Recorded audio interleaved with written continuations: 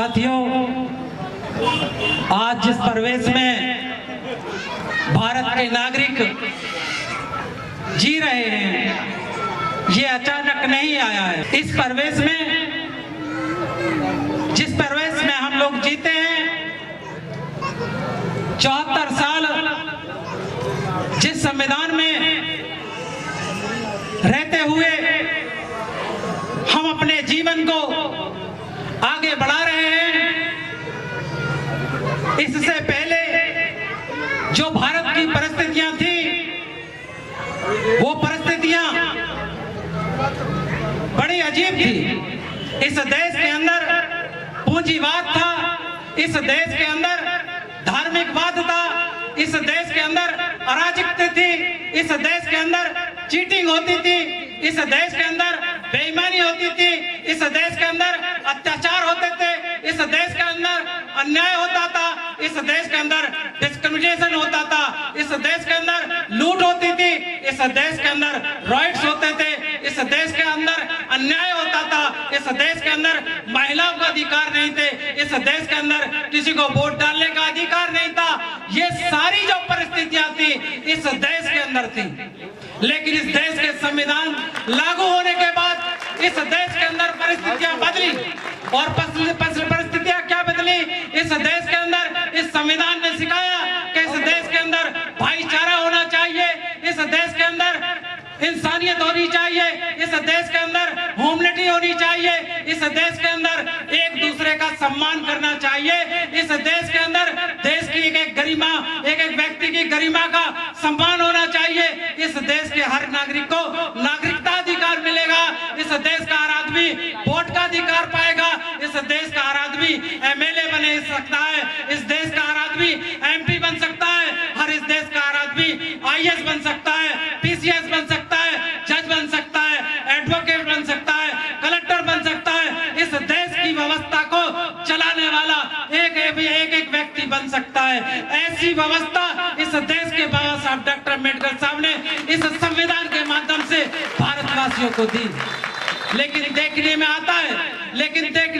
है जो पुरानी व्यवस्था थी, जो पूंजीवाद पर आधारित व्यवस्था थी, जो धर्म के आधार पर आधारित व्यवस्था थी, जो अन्याय पे आधारित व्यवस्था थी, जो बेईमानी पे आधारित व्यवस्था थी, जिसमें न्याय नहीं था, उस व्यवस्था ने इस देश की वर्तमान व्यवस्था पर कब्जा कर लिया है। इस देश की वर्तमान व्यवस्था पर कब्जा कर लिया है। इस देश के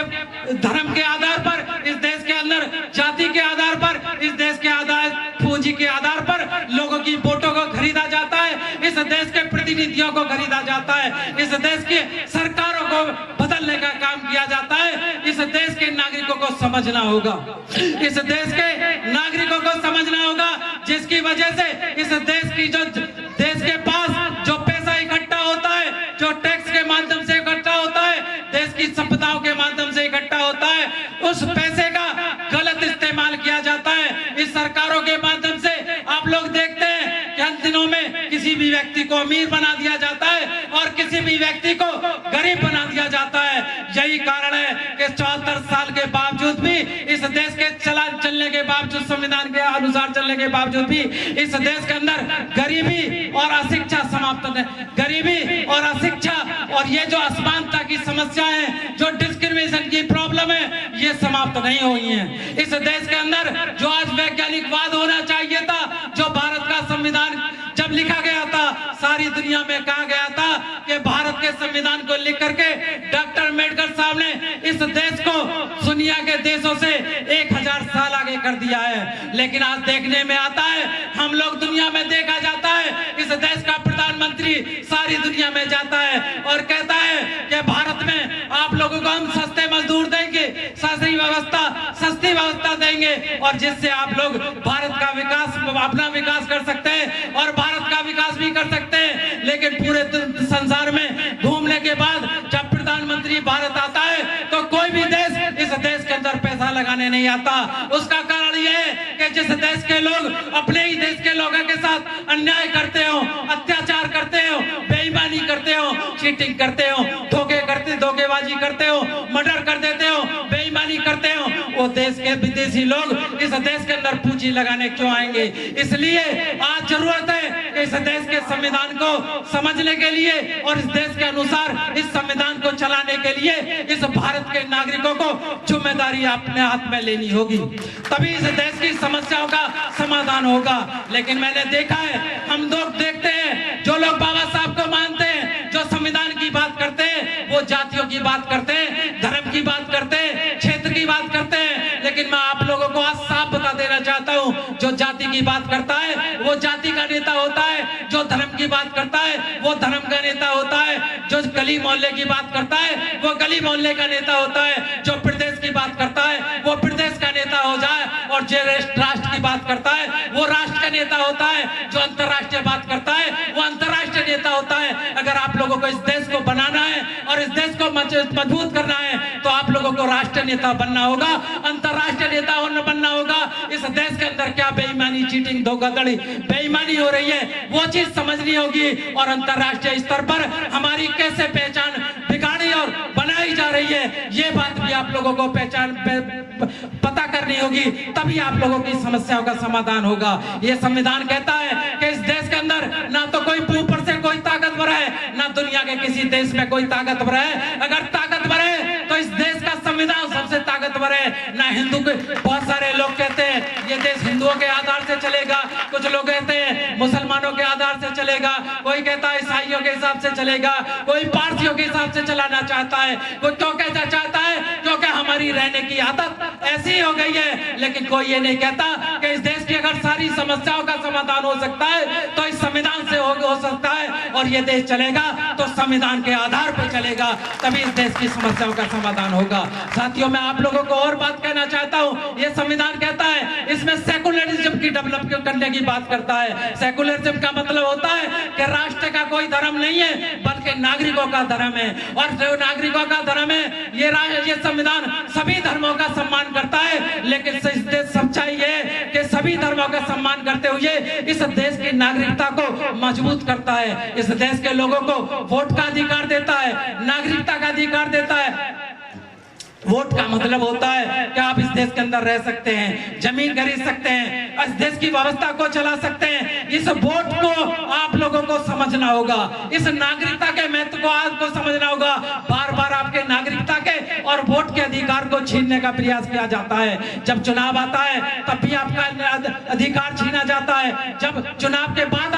आपका प्रतिनिधि जीतता है तब भी आपके अधिकारों का छीन लिया जाता है। इसीलिए डॉक्टर अम्बेडकर साहब इस देश के अंदर सच्चे प्रतिनिधि भेजना चाहते थे, जिससे आप लोगों की सच्ची जो सही प्रॉब्लम है उनका समाधान होना चाहिए। इसी प्रकार से इस देश के अंदर सेकुलर व्यवस्था इस देश के अंदर लाना चाहते थे, जो सेकुलर व्यवस्था इस देश के अंदर अभी तक नहीं आ पाई है। इस देश के अंदर समाजवाद लाया जाना चाहिए था, जो समाजवाद नहीं आ सका है। इस समस्याओं का इस सबसे बड़ी जो समस्या है, ये समस्या है कि इस देश को बाबा साहब को मानने वाले लोग इन सारी समस्याओं को नहीं पढ़ते हैं, इस संविधान को नहीं पढ़ते हैं, और समस्याओं के समाधान के आधार पर इस देश की इक्वालिटी की बात नहीं करते हैं, इस देश की जस्टिस की बात नहीं करते हैं। संविधान कहता है कि इस देश के अंदर सामाजिक, आर्थिक, राजनीतिक न्याय मिलना चाहिए, इक्वालिटी होनी चाहिए, और डिस्क्रिमिनेशन किसी भी तरह का हो बर्दाश्त नहीं किया जाएगा। लेकिन इस देश के कोने कोने के लोग, हर देश के किसी कोने में भी जाइए तो डिस्क्रिमिनेशन बर्दाश्त कर रहे हैं। इस देश के लोग अन्याय बर्दाश्त कर रहे हैं, सामाजिक आधार पर भी, धार्मिक आधार पर भी, क्षेत्रीय आधार पर भी। मैं आप लोगों से निवेदन करता हूं कि आने वाले समय में आप अपने बच्चों को संविधान को पढ़ने की आदत डालें, और अगर कुछ भी, जैसे बहुत सारे लोग अपने देवी देवताओं के मंदिर बना करके उनके मूर्तियां रखते हैं, लेकिन मैं आज आप लोगों से निवेदन करता हूं, आज के बाद आप लोग उनका जो भी करें वो करते रहें, लेकिन संविधान के लिए रखने के लिए एक घर में अपनी एक जगह जरूर बना लें। अगर आपने संविधान में की बनाई, अगर सामने एक अच्छी सी अलमारी बना करके उसे रख लिया तो पहला फायदा क्या होगा? पहला फायदा ये होगा कि आप लोग सम्मान के प्रति रेस्पेक्ट की आदत बन जाएगी, आपकी संविधान के प्रति आस्था बन जाएगी। दूसरा फायदा ये होगा कि जब आपके घर में कोई भी व्यक्ति आएगा जो आप लोगों को चीटिंग करना चाहता है, धोखा देना चाहता है, अन्याय करना चाहता है, जैसे ही वो देखेगा कि इसके घर में संविधान इतने सम्मान से रखा है तो वो सोचेगा इसने संविधान जरूर पढ़ा होगा, इसे पता होगा कि संविधान के फंडामेंटल राइट्स क्या लिखे हुए हैं, इसे पता होगा डायरेक्ट प्रिंसिपल स्टेट पॉलिसियों में क्या लिखा है, इसे पता होगा फंडामेंटल ड्यूटीज क्या है, इसे पता होगा देश का प्रधानमंत्री कैसे काम करता है, मुख्यमंत्री कैसे काम करता है, बेईमानी चीटिंग कैसे होती है, असमानता कैसे होती है, और इन सारी समस्याओं का समाधान इस भारत के संविधान के माध्यम से है। अगर मैं आप लोगों को एक बात और बताना चाहता हूं, बाबा साहब डॉक्टर अम्बेडकर साहब ने, महात्मा ज्योतिराव फूले ने, सावित्रीबाई फूले ने, बाबा साहब ने, तथागत गौतम बुद्ध ने जो बात केवल सैद्धांतिक रूप से कही थी कि ऐसा होना चाहिए, लेकिन भारत का संविधान ये आपको एक प्रमाणित रूप से कहता है ऐसा होना ही नहीं चाहिए, ऐसा होगा ही। तो इसलिए भारतीय संविधान एक ऐसी व्यवस्था है जो बाबा साहब अम्बेडकर चाहते थे उसे भी कायम करता है, जो फूले चाहते थे उसे भी कायम करता है, जो गौतम बुद्ध चाहते थे उसे भी कायम करता है, सावित्रीबाई फूले चाहती थी उसे भी करता है। जय भीम, जय भारत, जय संविधान। अगर आपने अभी तक हमारा चैनल सब्सक्राइब नहीं किया है तो सब्सक्राइब करें और घंटी का बटन बिल्कुल भी दबाना ना भूलें ताकि सभी लेटेस्ट खबरें पहुंच सकें आप पे सबसे पहले।